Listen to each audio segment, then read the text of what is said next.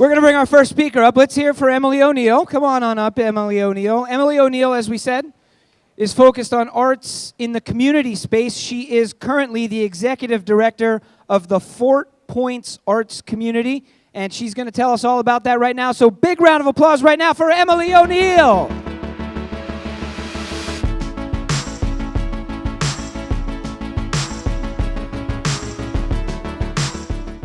Okay, hi. I'm excited to be here talking about space here. And I'm going to admit that I'm a little nervous, so I'll just say that and we'll just get that out of the way, but it's going to be fine. So I'm executive director of the Fort Point Arts Community. We're an artist membership organization located in Fort Point, Seaport area. And space has really been a part of our history from the beginning. The use and need for space for everybody is really sort of our greatest universal commonality, and it's clearly what's drawing us all here tonight. Sometimes we talk about the weather maybe as a commonality, but tonight it's space. The search for spaces, frontiers, the desire to preserve our existing homesteads, those shape our history, and I think we all speak this language. I experienced this myself. I remember when I graduated from Bowdoin College many, many years ago, more than I want to discuss. I was an art history major, and my parents said to me, Emily, if you don't come home to New York City, we will pay for your first year's rent anywhere you want, because we have turned your bedroom into an office, and we need that space, and we don't want to turn it back, so don't come home. And I said, okay, I get it. I understood they needed the space. I thought about my use of space, and I grew up in New York City on the Upper West Side of Manhattan, but I went to high school in Brooklyn Heights, which was very, very far away for anybody who knows. It was about a 45 to 60-minute train ride. I don't know if anyone ever takes the 2 or 3 train in New York. Super horrible during rush hour. You're packed in like sardines. So when my parents said, we'll go anywhere, you can go anywhere, I said, oh, Boston has to be better. You know, the Green Line can't be nearly as bad as the 2 and 3 train, right? Little did I know. So I moved to Boston, thinking that I would also be able to have a car that I could park at will on the street. Little did I know about resident parking.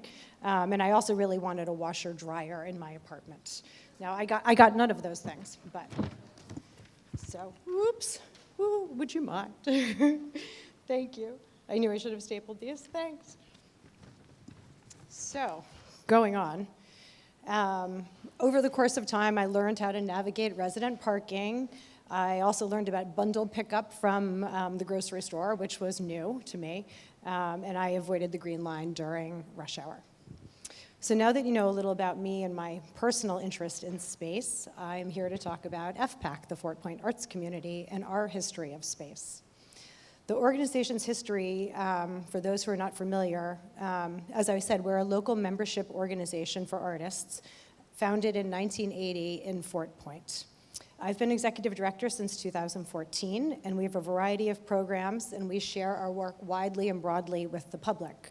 So we have open studios, we have public art programs, we have a thriving corporate art program, a variety of gallery exhibition spaces, and more. For a quick bit of history about the neighborhood, in the late 70s and early 80s, local artists who had kind of been living in Jamaica Plain had lost housing there due to a fire, and one artist originally kind of discovered Fort Point and literally discovered these warehouse buildings that nobody had been living in because the wool industry had basically abandoned them. So what these buildings were large warehouses with amazingly high ceilings, beautiful light, abundant space, and extremely low rent. Artists were welcomed into the neighborhood by the Boston Wharf Company, who owned the majority of the buildings, and they really built a community.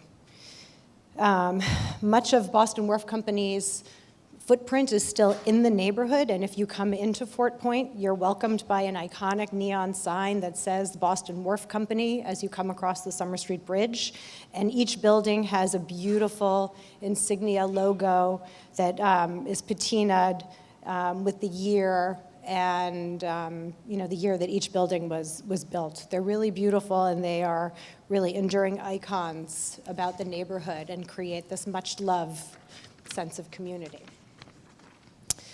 By the end of 1980, artists had founded this really incredible, vibrant community, and we hosted the first Open Studios event where artists welcomed the public into their studios to see what they were doing and come and be part of the creation of art. We still do this today. Our last Open Studios was in October, and that was our 38th. It was terrific. I don't know if anybody came, but it was beautiful weather and great art. My first introduction to truly understanding the depth of the community connection to the neighborhood came during the winter of 2015 when we had a bajillion inches of snow, which people may remember. And we have an internal listserv, and somebody had posted a message to all 300 members saying, "I'm walking to the only open store close by, CVS in Downtown Crossing. Does anyone need milk?" And I truly understood when I read that this was a community of people who had built a neighborhood really around art, and it was truly a neighborhood. At our peak, there were more than 600 artists who lived in more than 200,000 square feet of brick and mortar studio space in more than 22 different buildings across the neighborhood. It was a real artist's mecca. It was the largest concentration of visual artists in New England, and art literally built the community. Fast forward to several years, and development has obviously changed the face of Fort Point in the seaport. First, everyone lived through the Big Dig. Then we had things like the Milkley Courthouse. Now we have GE. We have a small Amazon headquarters. And, of course, it's the Innovation District. As development moved in, artists were forced out, which is the nature of this. Today, our physical footprint is reduced from 22 buildings to 3 dedicated live-work buildings and 4 exhibition spaces. We've had to look for new ways to grow and strengthen our membership as we grapple with many of the space issues that I think we'll probably discuss tonight. Primarily, the cost of living is high in our neighborhood, and the residential housing is short. We have many members who had lived in the neighborhood for 30 years who became displaced due to development, so they really lost their homes. Additionally, we now have many young artists who want to come and be part of this community, but they can't because the cost of moving into the neighborhood is exorbitant. So all of these issues represented really a seismic shift for us as an organization. So we thought, what could we do? Being a group of nimble artists, we decided we had to change too. So we changed the way our membership functioned, and we opened our membership up to all artists, not just artists who live and work in Fort Point. We actively engage and collaborate with other institutions and nonprofits. And last year, with our board, we undertook the decision to update our mission statement to reflect our broader outreach and partnership goals. By changing our mission, we really changed the way we engage with the public and artists. So our new mission is to build cultural vibrancy in Boston by cultivating an empowered community of artists, organizations, and supporters. FPAC promotes the work of our artists to a broad and diverse audience, advocates for art opportunities, develops permanent, affordable live-work space, and ensures that art is an essential part of the life of a creative city. All of our programs and initiatives honor the new way we have to think about space. Preservation of space has always been a part of our mission, but sharing our space widely and broadly has now become paramount to this new mission. While we would love to provide brick and mortar live-work space for all artists, and our board of directors is actively looking into ways to develop new affordable live-work space for another generation of artists, it's far from a reality. So instead, we work hard to continue to expand our community through art. As a result, our membership is healthy and growing, And importantly, now about 50% of our members live or work outside of the Fort Point 02210 zip code. Through these shifts, we have now become a more externally focused organization, which is able to serve a broader range of artists and art supporters. Every member helps us fulfill our mission statement. Further, we have a whole new community of local non-artist residents in Fort Point and the Seaport, and we are working hard to engage these members or these new residents in order to help them understand that there's a small nonprofit that works hard to maintain the cultural integrity of the neighborhood. One way we do this is through our public art programs, which have become very near and dear to me.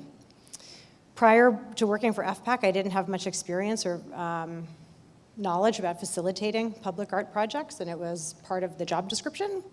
Luckily for me, I learned fast, and it is a cornerstone of FPAC's mission. And one of the most interesting projects that we do is floating public art.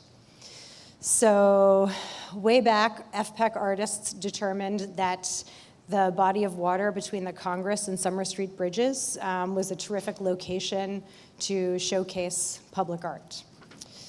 And we've used it for ongoing projects since. So they changed it from becoming a waterway for wool commerce, and instead the space really began to epitomize the culture of the neighborhood.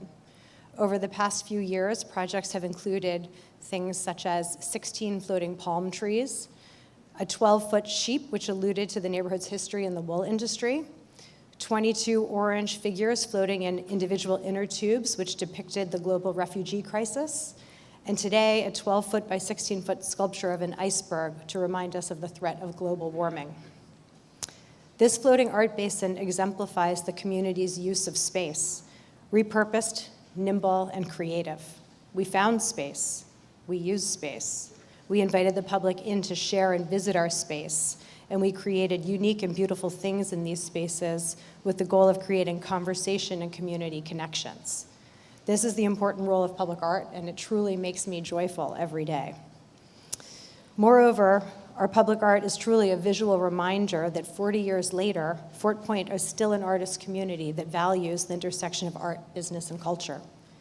Aside from our public art programs, we have growing exhibition and programming opportunities in 4 local exhibition spaces, including a brand new space that is located next to the Envoy Hotel, across from the Barking Crab, if anybody knows where that is. We have wonderful partnerships with local businesses and companies who believe in our mission, and we are actively involving a new generation of young pioneer artists who can join us. Although all members of this generation may not have the original warehouses to house their studios, we are working hard to make sure they still have a community built by art that they can call their own. And in this way, we've increased our community to ensure we thrive for another generation. This is our new definition of space, one that is built more by community connections and common interests than by brick and mortar. So far, so good. We invite everyone here to join us, take a walk over the Summer Street Bridge, see Gianna Stewart's iceberg sculpture, and join us to keep Fort Point culturally relevant. Thank you. Stay.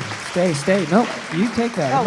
We're going to talk about it. And let's hear one more time, Emily O'Neill. Thank you. Do you have a sense of where everybody went when they started getting displaced? Did they move en masse to other cities? Did it totally scatter? Like, what happened to this vibrant community of artists as they got priced out?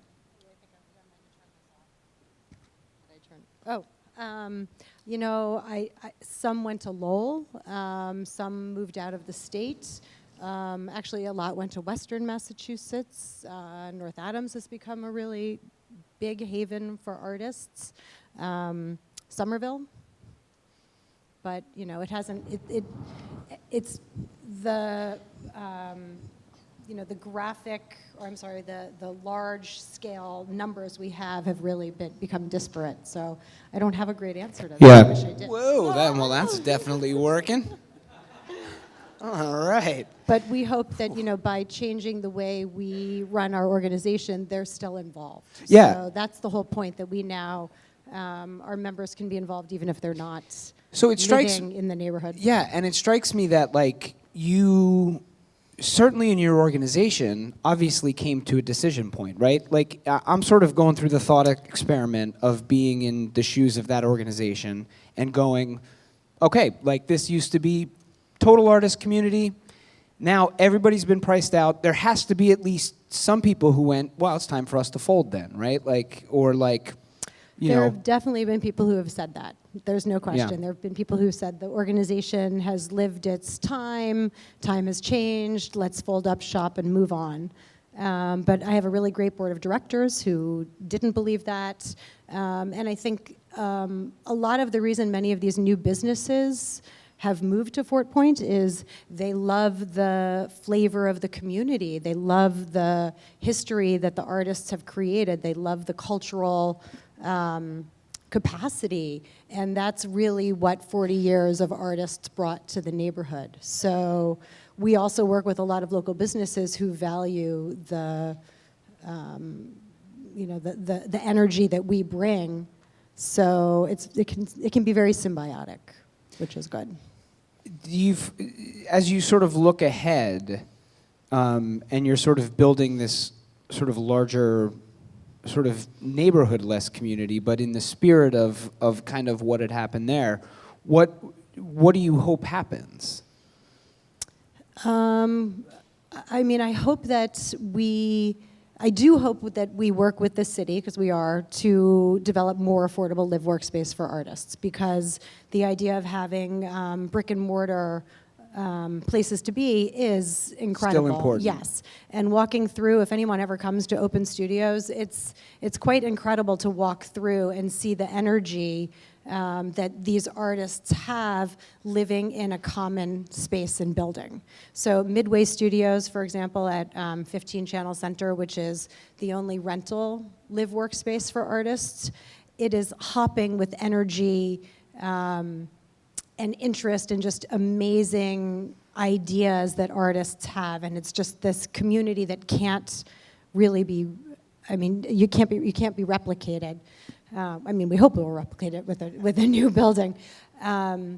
So I hope that we do have more affordable live workspace. I hope that our initiatives really create the opportunity for new young artists to come and be part of the community, because something that we're grappling with is that our pioneer artists who have lived there for 40 years are now, mid to late career, and they're thinking about retiring and they're moving on, and we're trying to look at how do we make sure that we have enough, it's like the brain drain that everybody talks about. We want to be able to make sure there is no brain drain of artists in Fort Point. We want people to be able to still have it be a community that's artistic. So before I let you go, if I'm an artist out there, if one of my friends is an artist, I heard what you were talking about, I'm going, wow, I didn't know that about Fort Point. I'm interested in getting involved. Plus we pay stipends. Yeah, there's money involved. Dollar bills, y'all. Yeah. Dollar bills. So if I've listened to you and I've heard this and I'm like, wow, I want to know more about it, I want to get involved, what do I do? Where do I go? Check our website, www.fortpointarts.org, or email me. If you're an artist and you're interested in, creating a public art project, we do calls for public art a couple times a year when they're funded. So we have another call for floating public art coming up, which is super cool. We really do have a great corporate art program. So if you're an artist and you want your work to be seen, we have corporate clients who will pay a stipend to lease your art. Open Studios is open to all artists. Like I said, you don't have to live and work in the neighborhood. If you have friends who are artists, plus we do probably 40 events a year. Probably not as good wine and beer as you guys have, but we do provide it. And lots of good conversation and very cool people over in Fort Point too. So come visit us over there. Emily O'Neill, let's hear it for one more time. Okay, space. We talked about sort of art spaces, and I think this next one's kind of related because we are going to talk about physical spaces again, and also some of those issues that we just heard come up about the transformation of the Fort Point neighborhood and the idea of affordability as being a big part of that conversation. our next speaker actually physically creates spaces, the kinds of spaces that we live and work in. So please welcome her up here, Aeron Hodges, who's an architect and associate and co-founder of What's In.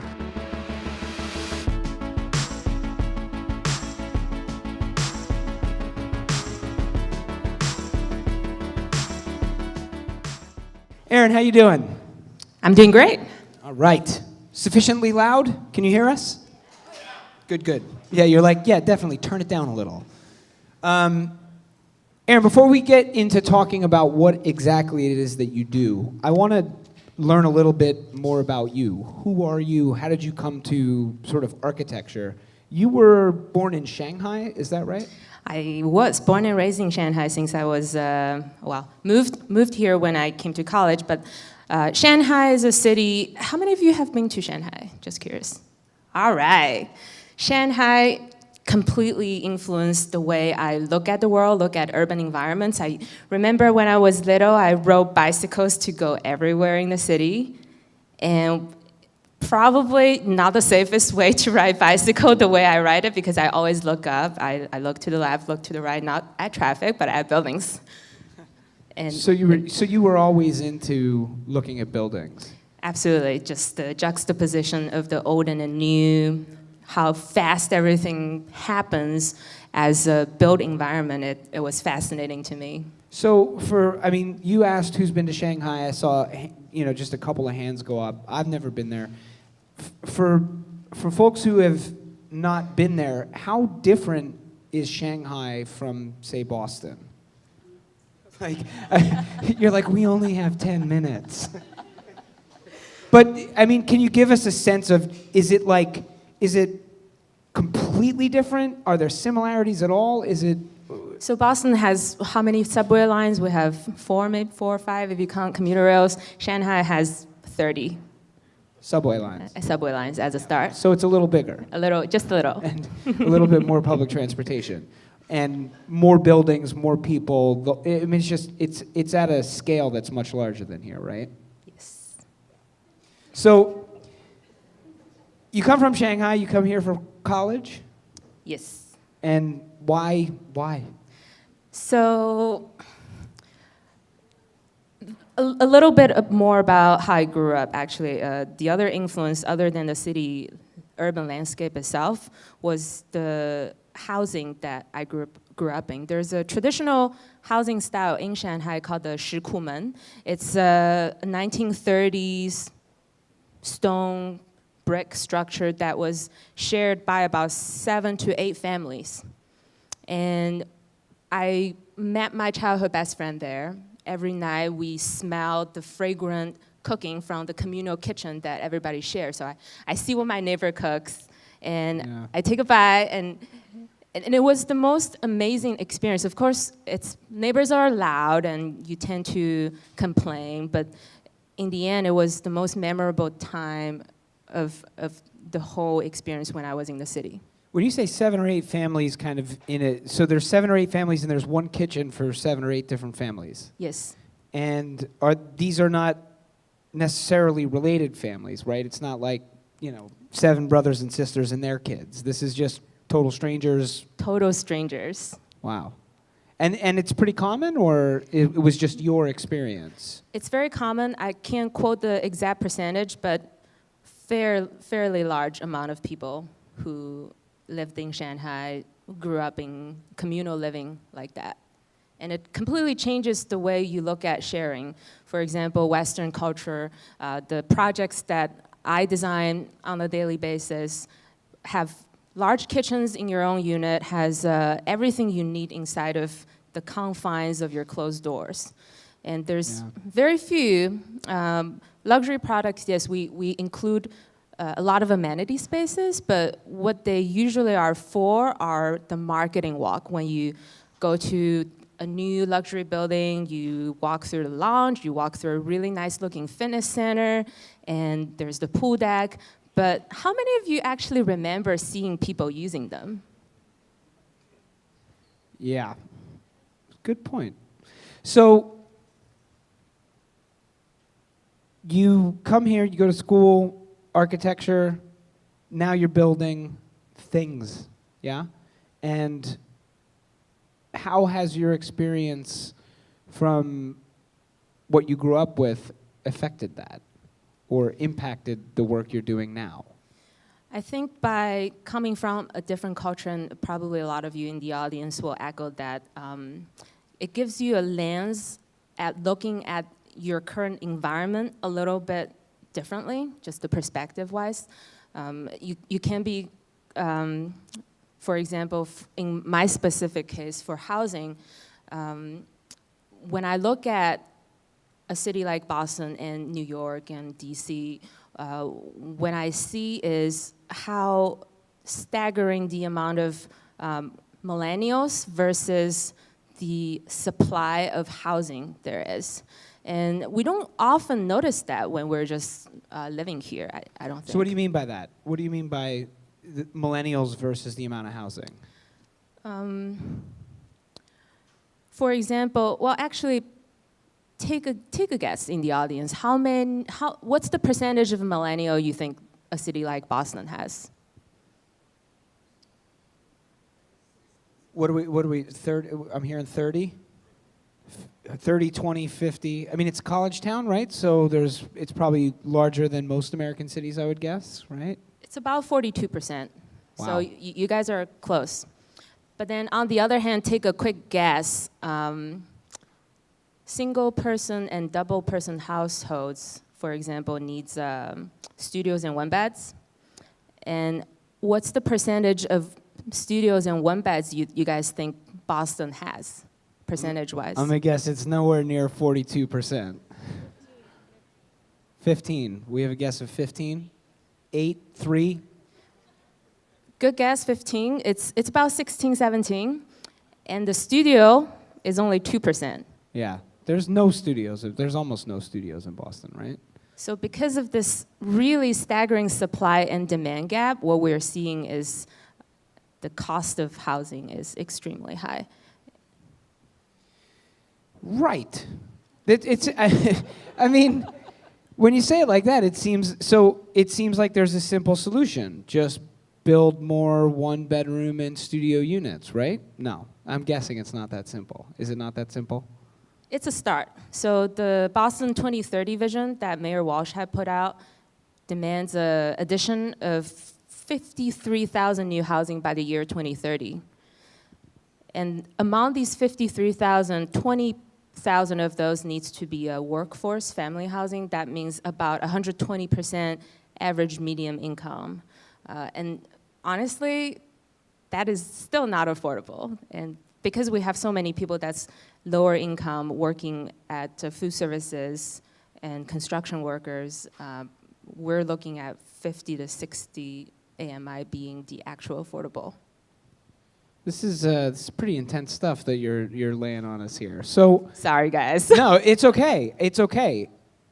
Because you're somebody who's in there looking at these numbers, you're doing the work and going like, this math doesn't add up, right? And so it strikes me that since you see that as an issue here for the city of Boston, that I'm guessing that some of what you're trying to do is address that in your work. Like, talk a little bit about, like, what is it that you are designing, building as an architect? What are you making? Aside from the high-end luxury housing, which I do design, on the opposite end of the spectrum, Stantec has a $2 million annual grant that supports research and development, and the program that I'm running, which is called What's In, we look at demographic data, market needs, individual preferences of how to actually design for specific functions in a living environment. So back in 2012, when we first formed a group called What's In, we thought of the concept of perhaps living smaller and sharing more activities outside of your own unit as a method to lower your total rental costs. So this is coming from your background in Shanghai and this communal living, right? I mean, this is where this idea comes from. yes. See how that's got that all wrapped up really nice. I mean, we're not done, but that was a nice circle right there. Okay, so do people want that? How many of you have heard the urban housing unit, UHU, that traveled around the city last year, 2016? So we see some raising hands. So it was a 385 compact unit. It's a studio with, it's prefabricated, has a lot of natural light, living space in the front, sleeping space in the back, full kitchen, full bathroom, storage, washer dryer in the unit, Emily. We were talking earlier. Yeah, there you go. So we hauled that little unit out to 6 Boston neighborhoods, and we talked to over 2,000 residents. So the obvious response was people were looking at it, really curious, what is this alien thing that just landed in my neighborhood? But then when you talk to them, oh yeah, this is what the city is trying to test in neighborhoods, small units, are you interested? Come take a look. 98% of the people who walk through the unit, out of the 2,000 people, said they either are positive about the future of this, or somebody they know would love to live this, or when can I move in? Did you say 98%? Yes. So why then are these not just springing up everywhere? I mean, 98%, it sounds like an insane number. That sounds like everybody either wants to be in one of those or knows somebody who does. So why aren't they just going up everywhere? Because the YooHoo didn't go everywhere, and we didn't get everybody on board to perceive this as a viable model. And there are a lot of reasons housing are expensive. For example, construction cost, labor. We have a huge demand for labor right now because the casino is under construction. Everything you build new is just multiplier of contract cost. Material cost has been escalating consistently in the past couple years. Land in Boston is really expensive, and we have a really strenuous permitting procedure in the city of Boston. So thousands of dollars to millions of dollars based on how large your project is goes into the front end permitting procedure. And if we can expedite that, we can potentially lower the cost overall for housing. But to your point, the specific roadblock that's stopping smaller units to happen right now is on one part perception, on the second part, zoning doesn't quite allow it yet. So the YooHoo was a test to see how the neighborhood... See if there's demand. Demand, yes, yeah. And there is demand. And yes, to their credit, we are working on changing the policy, but it's moving really slow. Yeah. So if I sort of made you housing czar of the city of Boston and gave you all kinds of powers to just single-handedly make changes in the way things are happening in the city of Boston vis-a-vis housing, what would you do? This is exactly what needs to happen, actually. Not me personally. Not me personally, but having a state agency, because that's how they do it in Europe, in the Netherlands. There's social housing in France, in Spain. There's a government agency that oversees what type of housing gets produced and how quickly they get to produce, and where makes they decisions on it based on they're looking at population growth and stuff and saying this is what the city needs, this is what the city needs. It's very streamlined. What's happening right now in our city is, to the BPDA's credit, they do a really good job overseeing what's the right contextual architectural expression, what is the right density, but also the other side of the picture is to make things slower, and the funding is another piece of the puzzle. If we can't get all the private developers on board to push this forward, it's just not going to happen. If the incentive is not there, the market is not there, it's just not going to happen. So it sounds like, I mean, and I don't think this is news to anybody here. Anybody here who lives here sort of knows there's kind of like a space and housing issue, right? We know that it's expensive to live here. It's really expensive to buy here. That anybody who's been here for more than a handful of years has seen that really escalating. So, I wonder, there's a few things. One, there's got to be, where is there hope? Like, where is there, as you look at, you're painting a picture where not only is this the reality now, but you're looking at the numbers and saying there's all these millennials and there's not going to be housing.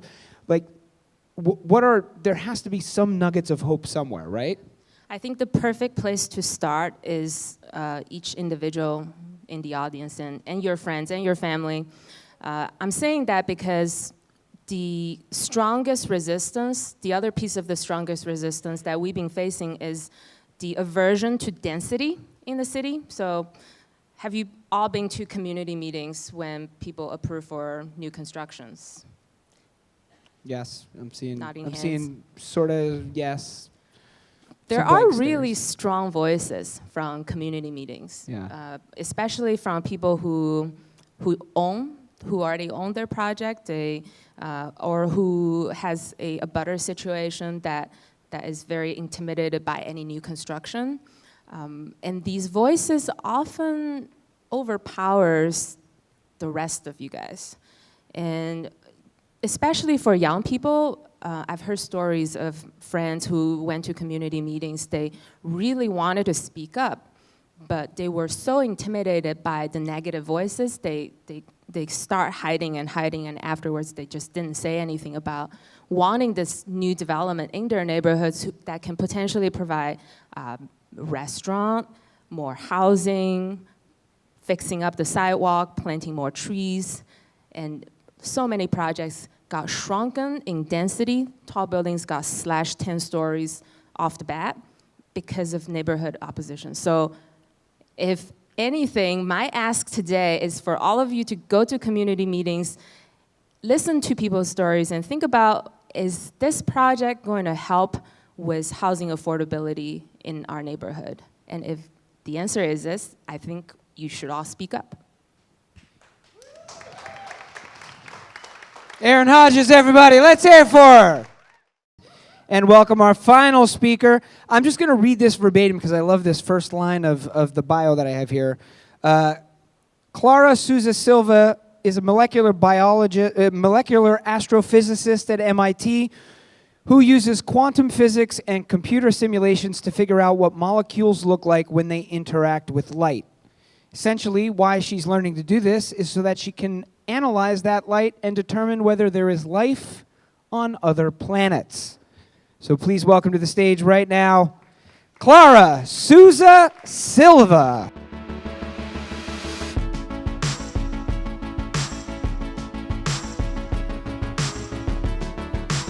This talk will be a slightly more technical talk than the other two. I wasn't quite ready, but you'll leave here either very bored or knowing a lot more than you ever wanted to know about how to find aliens in outer space. I don't believe there's such a thing, so you're welcome.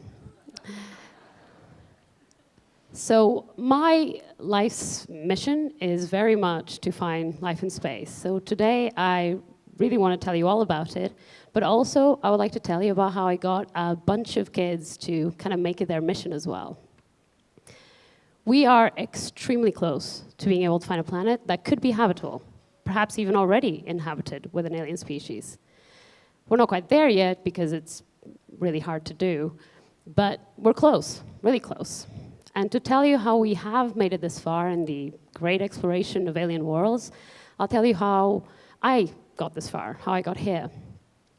So I've wanted to be an astrophysicist since I was about 12, and I remember exactly how it happened. I was watching the solar eclipse with my mom, and she was able to tell me exactly what would happen at which time, every phase of the eclipse. And I just sat there in awe, like seeing it all come true, exactly as she said it would. I just couldn't believe that we as a species, and my mom in particular, could just predict the movement of the heavens like this. That ability to know the skies without leaving the Earth felt then, and really still does, like the greatest power imaginable. Then my parents tell me it's a total real job that you can get paid for. And from that moment on, I knew that I wanted to one day be the one who knows the skies. As I started working towards this particular goal, very quickly realized that what I really wanted to know was if there were any planets out there with life in them. And alongside that, I started getting increasingly frustrated that not a single word had been heard from a single alien species. I started worrying that any career I might have would be waiting for a call that might never come. So now, instead of waiting for aliens to get in touch with us, I actively work towards finding them. So at this point in the talk, let me get a sense of you as an audience. How many of you actually think that there are aliens in space? Show of hands. Okay, that's great. I like an optimistic crowd. But hopefully, over the next 8 minutes or so, I'll convince you that maybe you don't need to be that optimistic. Maybe you can just be realistic and reach the exact same outcome. Because I feel like that question misses out on one really crucial detail, which is, do we mean an advanced alien civilization, a life form capable of communicating across interstellar distances, or just any boring life at all? Because in our planet, there have been billions of species, and only one of them has been sending signals out into space, and even then extremely recently. But the planet itself has been teeming with life for billions of years. And yeah, I would really like to find a benevolent, advanced alien race, but I would happily settle for finding like alien kittens or like alien plankton. Like, it'd be cool. I'm fine with it. So let's reverse that problem. How would an alien civilization be able to point their instruments at our planet and be able to say, there are loads of life forms on that tiny planet? I'll teach you how. Imagine that alien civilization was on the outside of the galaxy looking in. From there, our sun, so special to us, isn't special at all, just one of 300 billion bright white lights. But it is that white light, seemingly so fundamental and pure, that holds the key to unlocking the secrets of the planets hidden around those billions of stars. That's because white light is only pure until you crack it open. With a drop of water or a prism, white light shows what really is within it, the rainbow. But the rainbow isn't just made up of 7 colors. With a powerful enough prism, you can split that light into all of the reds, and all of the violets, and all of the infinite colors in between them and beyond them. If that alien civilization pointed their very expensive prism at our sun, they would be able to split its light into our full rainbow. But if they did that, what they would actually see is that our sun's rainbow isn't perfect. In fact, there are millions of tiny bits of the rainbow just missing. Tiny little shadows peppered all over it. And that's because molecules at the edge of the sun have absorbed some of the light, some of that rainbow, because at the edge of the sun it's cool enough and they can survive. Every molecule in existence behaves uniquely, and so casts particular shadows on any rainbow, no matter where in the universe it is. So every molecule leaves its unique fingerprint on the light of any star. That alien civilization could look at our sun's imperfect rainbow and know exactly which molecules were causing these shadows, as long as they knew every molecule's fingerprint. And it gets cooler. If they were patient and looked very carefully, they would notice that every 12 years, a few additional shadows would appear due to Jupiter as it crosses in front of the sun and the molecules within it absorb additional sunlight. And if they looked really carefully, every year, a few much weaker shadows would appear as the Earth crosses in front of the sun and molecules within our atmosphere absorb additional sunlight. If they did this, they would be able to see molecules that our life on Earth produces, and they would be able to figure out that we have an extremely lively planet, and also that we pollute an awful lot. And we can do the same to them. Of course, how do we know what to look for? Like, do we want to look for an Earth? That would be extremely cool, but it'd be foolish to presume that only life like Earth's could exist. In fact, if aliens were looking at our planet before plants took over, they would see completely different molecules. And different life forms and different planets would produce completely different molecules again. So how do we know what to look for? How do we know how not to miss it if we find it? Life, I mean. The trick is to consider not what life might be, but what life must do. On Earth, all life metabolizes and produces byproduct gases. And those gases are made up of literally thousands of molecules. Alien life would similarly be expected to produce thousands of molecules. That's because alien life may be completely different from ours, but it still has to make use of the same chemistry and the same physics that we have available to us. So what we do is we consider the large but finite chemical space that life could make use of and list all of the molecules that life could produce. By our calculations, that lists about 15,000 molecules. So now the next step is figure out what each of these molecules looks like when it interacts with life so that we can detect it. And that is where I come in. If you want to detect a molecule on an alien planet, then you need to know its molecular fingerprint. But for most molecules, we just don't. These molecular fingerprints are extremely difficult to obtain, each taking years of study before we can know what they really look like. And that's because molecules are very small. And when you get that small, the normal laws of physics no longer apply, and you have to use quantum mechanics. And in the quantum world, even really simple problems become really complicated really quickly. So take, for example, phosphine, my favorite molecule. I spent my entire PhD figuring out the exact qualities of each of phosphine shadows on a rainbow. And there were millions of these tiny shadows for me to study. Now, I did figure out phosphine, its fingerprint, but it did take me 4 years. But now that we have done this, we have the tools to find it anywhere in the galaxy. Unfortunately, that's just one out of those 15,000 molecules. One person, one molecule, one very expensive supercomputer, and 4 years. So if I was going to tackle those remaining thousands of molecules at this rate, it would take me almost 60,000 years, which is too long and impossible for me to do on my own. And I realized this about 2 years ago. At the time, I was working in London, and I started teaching in a local secondary school that's like a high school and middle school together. I found it extremely hard. Teaching has been the hardest thing I've ever done, and I have done rocket science. And I can tell you, middle school science is way harder to teach. But even though I did find teaching incredibly challenging, like every other person who worked at that school, I was in awe of these kids. We had no resources, and many of my students had just unthinkably hard lives. But yet, whenever we talked about our research, we would get into these really stimulating scientific discussions, which got me thinking, maybe we could all research these molecules together. At that same time, I'd been working as the educational coordinator for a tiny space mission called Twinkle. So I created a program called Orbits, which stood for Original Research by Young Twinkle Students, and recruited 15 high school kids to research molecules with me and 3 other young scientists that were willing to allocate their research time to help. So the 15 students were broken up into 3 teams, each dedicated to studying one molecule crucial for the study of alien planets. That was methane, titanium oxide, and acetylene. Since January 2016, these amazing kids learned quantum mechanics, astrophysics, programming, scientific writing, and performed original research on these 3 molecules.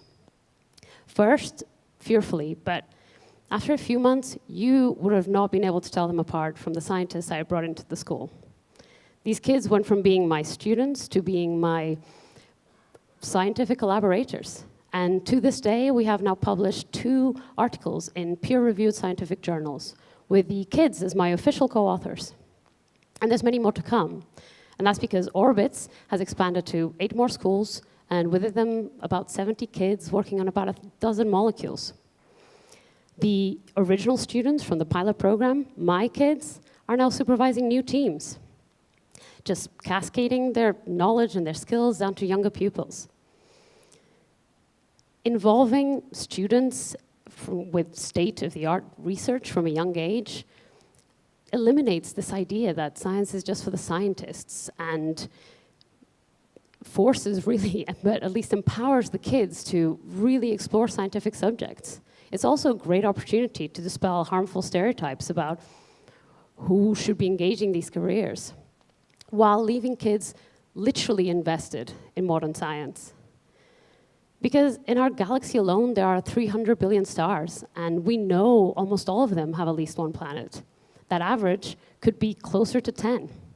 So that would make it 3,000 billion planets, and within them, trillions of possible life forms, releasing thousands of molecules into their atmosphere, just waiting to be discovered. But the overwhelming amount of research needed to study every star, every planet, every molecule is a much greater task than the current cohort of scientists could ever cope with. But there are thousands of budding young scientists in schools all over the world who could be contributing to these discoveries. So that's why now my new mission is to collaborate with as many people as I can, of all ages, to explore faraway worlds throughout the galaxy until we do find life in space. Of course, there may not be any life in space, but to misquote Carl Sagan, the universe is a pretty big place. It is bigger than anything anyone has ever dreamed of before. So if it is just us, it does seem like an awful waste of space. Thank you.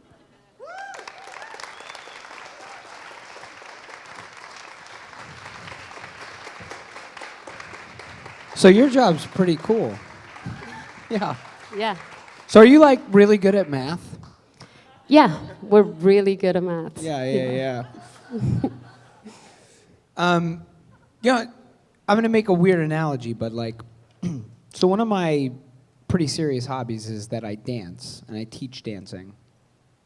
And it's funny because I have a lot of people who are like, wow, Mom, I can't really dance. You know what I mean?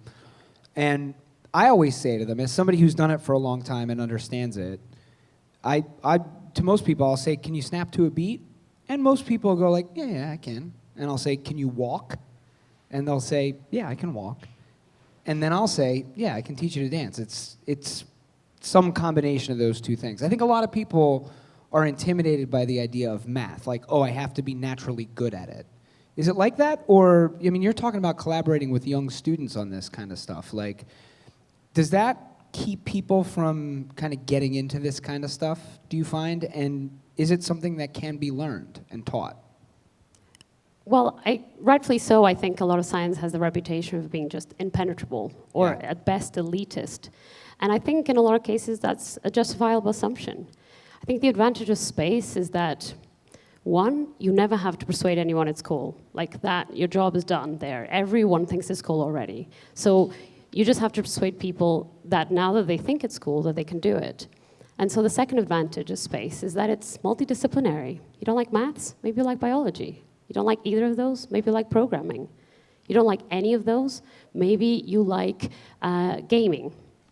And all of these things can be used. When I involved the whole school in it, we had some kids who really didn't want to be part of any of the scientific bit. So we got them to run the social media for the planets themselves. There was no bit of the project that we couldn't involve kids in. So we had the kids who did the design and technology kids. I don't know if you have that subject here, but in London they just built stuff. They built prototypes of the different missions that we were going to do. So everyone could get involved. And it's a multidisciplinary tool, space. That's pretty good. So, was it phosphine that you said was your? You became intimately involved over a course of years with phosphine. Yeah. Why? Why phosphine? You said there's 15,000 molecules. Molecules, and you sort of centered on that one. Why? Yeah, phosphine is near to my heart. So phosphine is a phosphorus atom with 3 hydrogens. It's a small molecule, and on Earth it's pretty rare, but it's released when life dies and decomposes.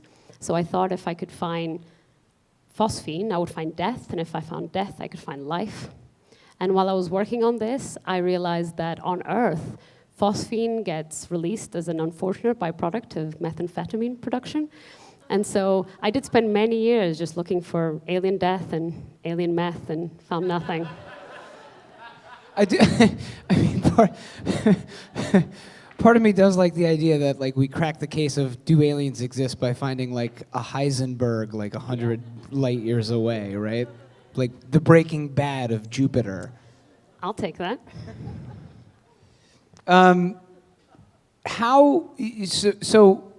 Just to let you guys know, before we come out here for the night, I spent some time with the speakers. We kind of talk a little bit, and before we come out here and talk, get to know each other a little bit. And one of the things we talked about when we were kind of hanging with the other speakers in the back was your excitement around the James Webb Space Telescope. I think, how many people here have heard of the Hubble Space Telescope, right? Very famous. And as I understand it, the James Webb is kind of like a next generation Hubble kind of thing, right? Ish? In a way, I mean, these are both incredible missions Yeah. that completely change the paradigm of what we think about space and what's in it. So what is this James Webb Space Telescope? Why is it exciting? Why are you, and by the way, like I'm lucky enough in my work on the Curiosity Desk to talk with folks who work in space from time to time, and this has come up so many times, the excitement around this mission and it's what it's going to provide. Why is it exciting? Why should people kind of keep an eye on it and think about it and as it sort of comes online? Well, with a lot of the missions that have made it onto the news, rightfully so, it's about detection. We're finding these planets, and that is super exciting, and many of my friends and colleagues work on this, and without them, none of my work would mean anything. But after we find planets, to be able to actually know what's in them, we kind of need newer and better missions. So I don't work on any of the bits. If someone else is finding all those planets, someone else is doing the really hard work of actually figuring out that they're there, how big they are, how are they moving. But to actually figure out what's going on that planet's surface, you need to look at that planet's atmosphere. And for that, you need something like JWST. So until we have a mission like that, that actually looks into that atmosphere and figures out what molecules are making it look like it does, I can't come in. And we can't really figure out if there's any life on that. So that's why I'm so excited about JWST. Will it mean more work for you when it happens? Yeah, of course. But hopefully more people will want to join in, so it won't take me 60,000 years. So you talked about this program that you launched with these students in London. Is there anything like that in the United States? And more to the point, is there anything like that here and around Boston? So part of the reason I started this is because there didn't seem to be anything. I think schools thought it would be too much work. Scientists thought the work was way too hard for kids. It's bullshit. It's BS. You can say it. You can say it. It's bullshit. There you go. And so even convincing scientists that their work could benefit from having students literally help doing original research was really hard. So I did find it quite hard to even start in the UK, and I was doing it. Here in the US, it should be easier. You've had at least one case of someone doing original research, like publishable research with primary school kids. It was called Hackathon Bees, and they got the kids to follow bees around and make drawings of their paths, and they researched like the actual movement of bee swarms on an individual level. It was incredible. So I tried to use that as an example. It is really hard to start, but I would like to tell everyone here and anyone who's listening that if you think you could in some way set this up, I would love to help.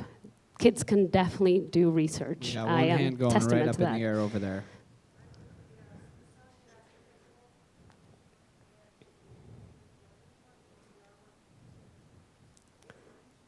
Excellent, let's do that. Boston Talks, making connections. All right, final question for you here. Final question for you here, and this is a very serious one, so you can think about your answer. Do you like the movie Contact? I don't know what you're talking about.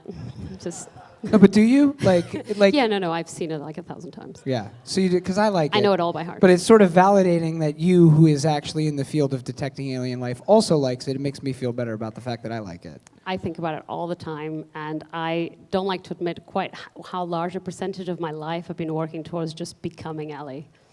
But it's high. It's high 60s, I can tell you that. It's high. Let's hear it for Clara.